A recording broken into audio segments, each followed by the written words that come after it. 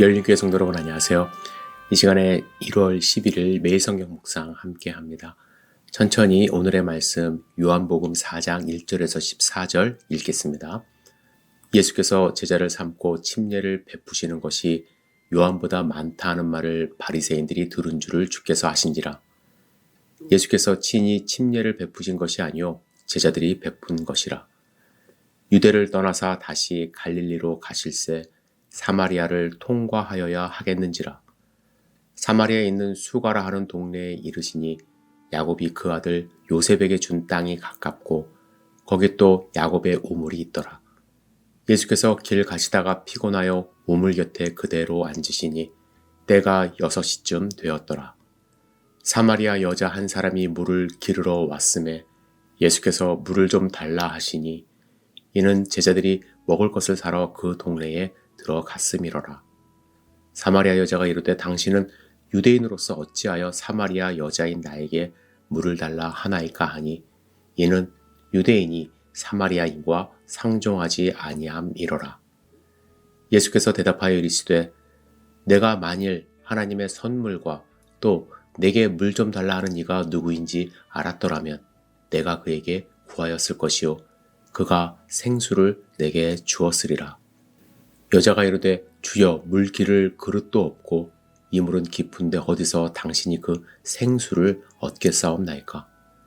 우리 조상 야곱이 이 우물을 우리에게 주셨고 또 여기서 자기와 자기 아들들과 짐승이 다 마셨는데 당신이 야곱보다 더 크니이까.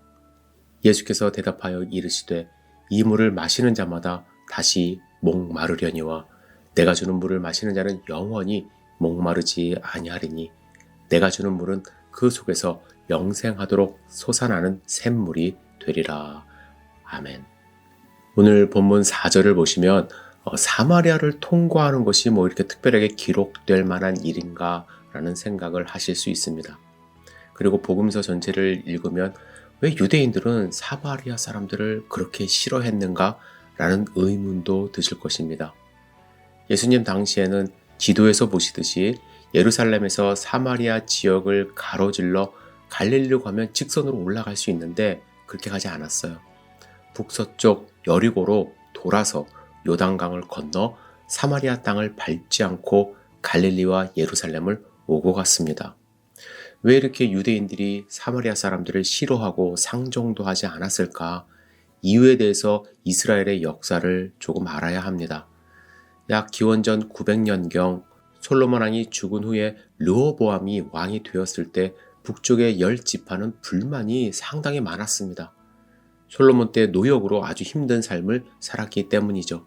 그래서 이스라엘의 회중들이 르호보암을 찾아와 이렇게 말합니다. 왕의 아버지가 우리의 멍에를 무겁게 하였으나 왕은 이제 왕의 아버지가 우리에게 시킨 고역과 매운 무거운 멍에를 가볍게 하소서. 그리하시면 우리가 왕을 섬기겠나이다. 이러한 요청에 르호보암은 백성들의 호소를 무시했고 그 결과 이스라엘은 남과 북으로 갈리어 유다 왕조와 북이스라엘 왕조가 시작됩니다.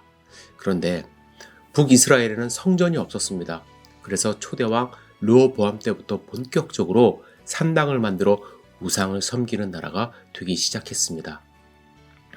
물론 성경에 보시면 엘리야, 엘리사 등 많은 선지자들이 이스라엘 백성을 하나님께 인도하려 했지만 역부족이었습니다. 결국 하나님의 심판으로 아수르에게 멸망하죠. 북이스라엘을 침략한 아수르는 독특한 식민지 정책을 펼쳤는데 자국민들을 포함한 여러 다른 나라 사람들을 그곳에 이주시켜 호남 민족을 만든 것입니다. 이러한 정책은 북이스라엘을 완전히 와해시켰습니다. 하나님 백성으로서의 정체성을 잃게 되었고 뿔뿔이 흩어지게 되었습니다. 그 결과 갈릴리와 예루살렘 중간에 몇몇 도시만 북이스라엘 사람들이 살게 되었고 그들은 혼혈인이라는 이유로 유대인들이 상종도 하지 않는 힘없는 사마리아인들이 된 것입니다.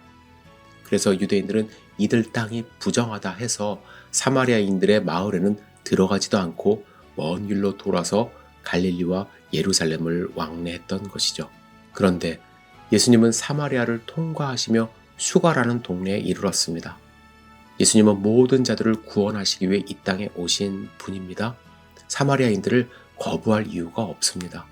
그들에게 어두운 과거에 얽매여 사는 삶이 아니라 참 소망을 가진 하나님이 백성이 될 수 있는 길을 알려주시기 위해 그곳을 찾으신 것입니다. 예수님이 그곳 우물 곁에 앉아 쉴 때에 한 여인이 물을 길러 나옵니다. 때는 12시 정오쯤입니다. 이 시각은 너무 덥기 때문에 사람들이 일을 하지 않습니다. 해가 내리쬐는 이 시각에 물을 기르러 나오기 위한 것을 보면 이 여인은 사회적으로 소외당하는, 손가락질 당하는 사람임이 분명했습니다. 이 여인을 향해 예수님은 물을 달라 하십니다. 이 여인이 이렇게 말하죠. 당신은 유대인으로서 어찌하여 사마리아 여자인 나에게 물을 달라 하나이까? 라는 반응을 보입니다. 이때 예수님은 아주 중요한 말씀을 하십니다. 내가 만일 하나님의 선물과 또 내게 물을 달라 하는 이가 누구인지 알았더라면 내가 그에게 구하였을 것이고 그가 생수를 내게 주었으리라. 여러분, 이 말씀을 읽으며 여러분은 어떤 생각이 드셨는지요? 저는 사실 예수님이 좀 답답했습니다. 난생 처음 보는 사람인데 이 여인이 예수님이 누구인지 알 수 없죠. 그런데 그에게 하나님의 선물과 내게 물을 좀 달라 하는 이가 누구인지 알았더라면 이라는 말씀이 이게 말이 됩니까? 저는 이해되지 않았어요. 왜 이러한 선문답 같은 말씀을 그에게 하셨는지. 그런데 묵상을 해보니까 그 이유를 알겠어요. 예수님은 이 여인이 진짜 필요한 게 무엇인지를 알았던 것이에요. 그래서 그 여인의 마음을 흔드는 말씀을 하는 것입니다.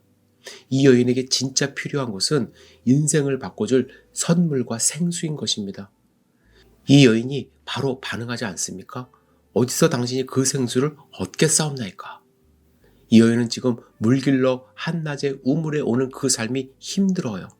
영적으로 육적으로 고된 삶을 살고 있습니다. 이 상황을 역전시켜줄 살아있는 물, 생수가 필요했던 것입니다. 예수님은 그의 필요를 아시고 내가 주는 물은 그 속에서 영생하도록 솟아나는 샘물이 되리라 하십니다. 이 사마리아 여인과의 대화는 그 결과가 내일 본문까지 이어집니다. 하지만 오늘 본문 말씀 안에 우리에게 주시는 큰 울림이 있다고 저는 확신합니다. 예수님은 사마리아 여인뿐 아니라 우리 모두에게 영생하도록 솟아나는 샘물을 주시는 분입니다. 우리는 애쓰고 힘쓰며 우물을 길러 다니지만 세상적인 노력은 우리에게 진정한 만족을 줄 수 없습니다. 오직 예수님이 주시는 생수만이 우리를 만족시켜 주십니다. 여러분, 저는 과거에 이 말씀이 이해되질 않았습니다. 지금 당장 목마른 것을 해결해 주셔야 하는데 왜 자꾸 생수 이야기를 하실까? 그런데 이제 목회도 20년 이상 하고 또 나이도 50이 넘어 보니까 예수님이 주시는 이 생명샘 물, 또 하나님이 주신 선물, 이것이 먼저 우리에게 채워지지 않으면 세상의 어떠한 노력도 무의미하다는 것을 계속해서 깨닫습니다. 물론 지금도 인간적인 욕심이 있습니다. 또 인간적으로 말을 하거나 생각을 할 때가 있습니다. 그러나 이제는 더 이상 그것이 중요한 것이 아니라 예수님이 주시는 이 생명샘 물, 살아있는 물이 정말 영원토록 새어나오는 만족을 주는 나에게 너무나도 소중한 물이라는 것을 깨닫습니다. 그래서 우리 성도님들에게도 부탁드립니다. 다른 것도 열심히 일을 하시되 무엇보다도 먼저 예수님을 찾으십시오. 예수님이 여러분들에게 정말 인생의 목적을 주실 것이고 우리가 인생에서 경험하지 못한 솟아나오는 생명샘 물을 만족을 주실 것입니다. 그것을 찾으시고 갈망하시는 귀한 삶 사시기를 주님의 이름으로 축복합니다. 기도합니다. 전능하신 주님, 우리가 혹시 갈증을 해결하지 못하는 사마리아 여인과 같은 삶을 살고 있습니까? 주님을 먼저 만날 수 있도록 인도하여 주시고 주님이 주시는 참된 기쁨을 먼저 소유할 수 있도록 축복하여 주시옵소서. 예수님의 이름으로 기도드렸사옵나이다. 아멘.